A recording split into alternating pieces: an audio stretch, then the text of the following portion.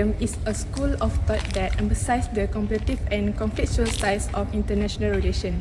Together, these factors contribute to a conflict-based paradigm of international relations, in which the key actors are a state in which power and security become the main issue, and in which there is a little place for ethical norms.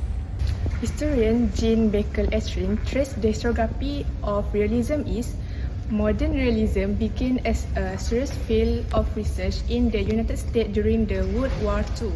This evaluation was partly fueled by European war migrants. There are four types of realism. Firstly is classical realism. According to classical realism, forces inherent in human nature are the primary sources of power in the national system. Secondly is liberal realism. It believes in the possibilities of peace and cooperation, the concept of political freedoms and rights, and the measurement of power through the economy. Thirdly is neorealism. When compared to the classical realism, neorealism is minimize the significance of human nature.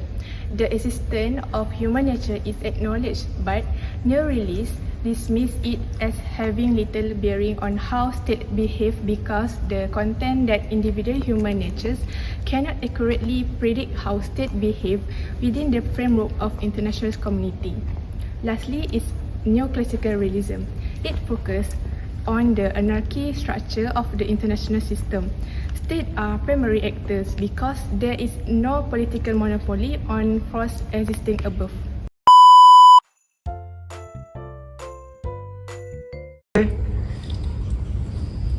Guys, I really don't understand about realism theory. Do you understand about it? Sabrina, can you explain about realism theory that has been taught by Madam just now? Sorry, NAZWAN, I don't really understand about realism. Mel, can you explain deeply about realism? The first assumption of realism is that the nation-state is the principal actor in international relations. Other bodies exist, such as individuals and organizations, but their power is very limited. The realist views that the state acts as both unitary and rational. The state is said to be unitary because any difference of view among political leaders or bureaucracies within the state are ultimately resolved so that the state speaks with one voice. The second actor that involved in realism is international institutions or organizations. Realism as a whole believes that everything that they do is matter, especially as a means available to states for achieving their goals. In other words, while conditions facing a state make an international institution as the best means available, there is no reason why realists should dismiss their role outright. International institutions can play a variety of roles in helping states manage security relationships with other states in ways that are consistent with structural realism. The third actor of realism is non-governmental organizations and multinational corporations. They are under the same heading because realism generally considers them to be one of the same regardless of their obviously different nature, affluence and influence, and transnational as well as normative characters. If there is nothing ontologically forbidden with combining structural realism and other non-realist theories to explain important pulses beyond interstate relations, then technically NGOs and MNCs might be featured in such intellectual exercise. For example, one can imagine how states interact with major oil and gas companies as they seek to stabilize resource-rich regions, or how NGOs and MNCs shape the norms and policies of major international institutions, which in turn will deal with major powers in managing traditional security issues such as nuclear proliferation. So Mel, do you know the advantages and disadvantages of realism? Yes, of course. So the first advantage is realism acknowledges the role of power. Realism recognizes that power is a central element in the international politics.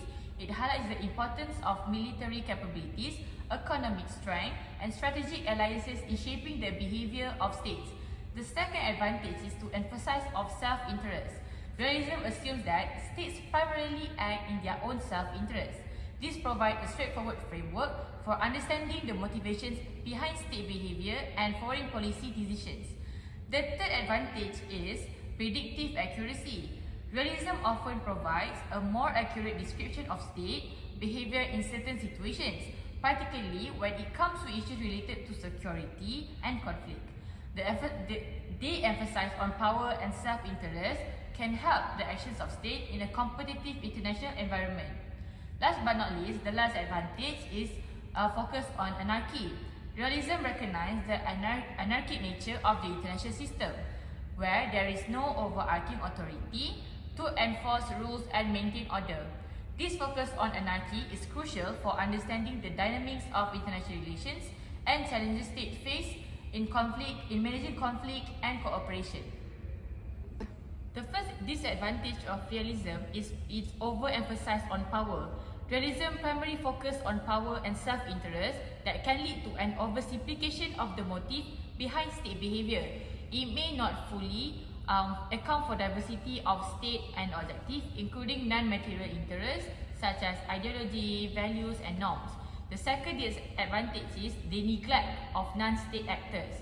Realism tends to center on states as the primary actors in international relations while overlooking the role of the non-state actors, such as international organizations, transnational cooperation, and non-governmental organizations.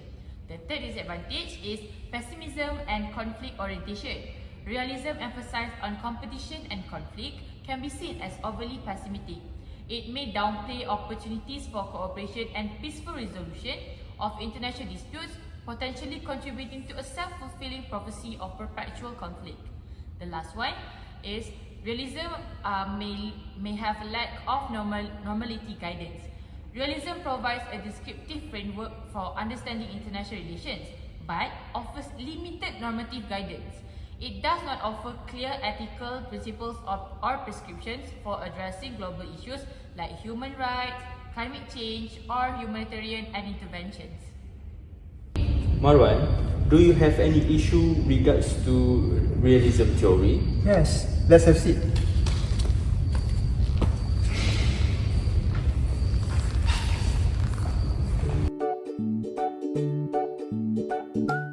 Okay, realism is a concept that emphasizes the importance of the national interest above all else, making humans vulnerable to conflict. This concept highlights how countries prioritize the security as a key factor in nation policy.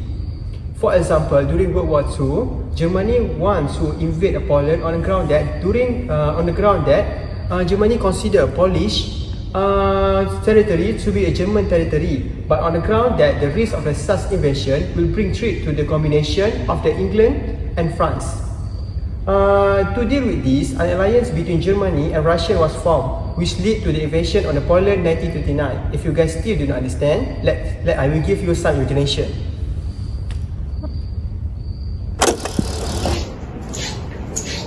Revealing my soldier. Today I will give you guys order. Tomorrow you guys will go to the Poland and attack the land, invade the land. That land is our land. Bring the best man of the best man. Bring the tank and prepare yourself with the rifle and the best weapon we have. Tomorrow, go for the war.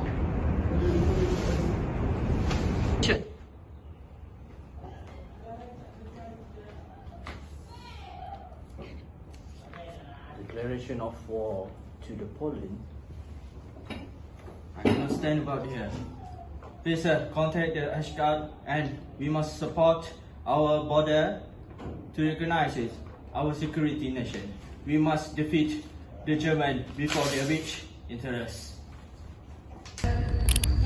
Realism also highlights the use of the conflict for the internal and external purpose. States may use internal conflict to protect their sovereignty, gain territory, or gain power. This can involve supporting the weak rebel groups or factions to achieve strategic objectives. They may also provide military or financial aid to government facing internal conflict, depending on the alignment of interest and potential advantage. External conflict can be seen as strategic for the country to gain a territory, asset influence, or increase military capability.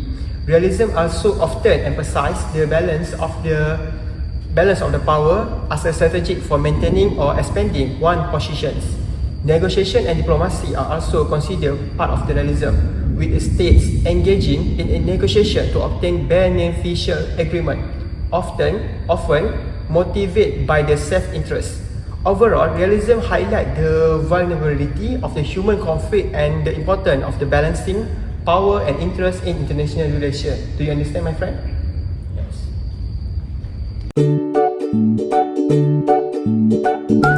From just now, the discussion with my friends, what I going to understand from the realism theory is the analysis place of the state at the center of the analysis.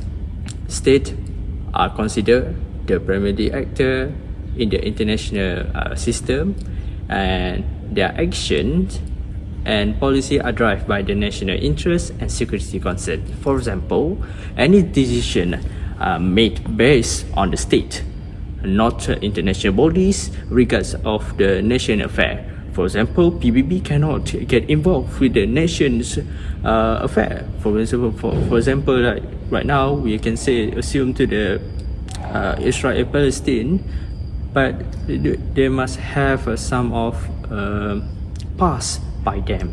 Then we can go to see that from this theory that assume of the international anarchy, where there is no overriding world government to enforce rule. States must rely on their own capability to ensure their security and survivals.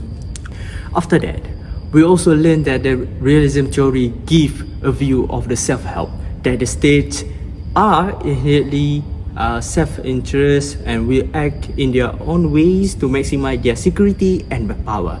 This is often led to form allies and pursue a military capability. For example, we can give NATO, we can give Warsaw, and the EU or European Union. Lastly, power politics. Realize argue that the power is the currency of the international politics. State seek to increase their power relief to others. Often result this balance of the power, which are the state allied to counter the power of the threatening state. For example, we can look during the Cold War, Soviets and the American race built together to compare themselves in the military equipments and defend themselves from each other. Do you guys know about the impact of realism? Yes, I actually have few impact of realism. First, neglect of non-state actors. In today's globalized world, multinational corporations have significant power over international politics through economic power and international investment. Their impact on global economics and politics is often overlooked by realism. According to realism, rational participants in a chaotic global system are concerned with their own self-interest. Power is the most important variable in explaining state behavior. Realists believe that international cooperation and effective international institutions are far more unlikely. Non-government organizations, which is NGOs, perform critical roles in areas such as human rights, environmental protection, and emergency assistance.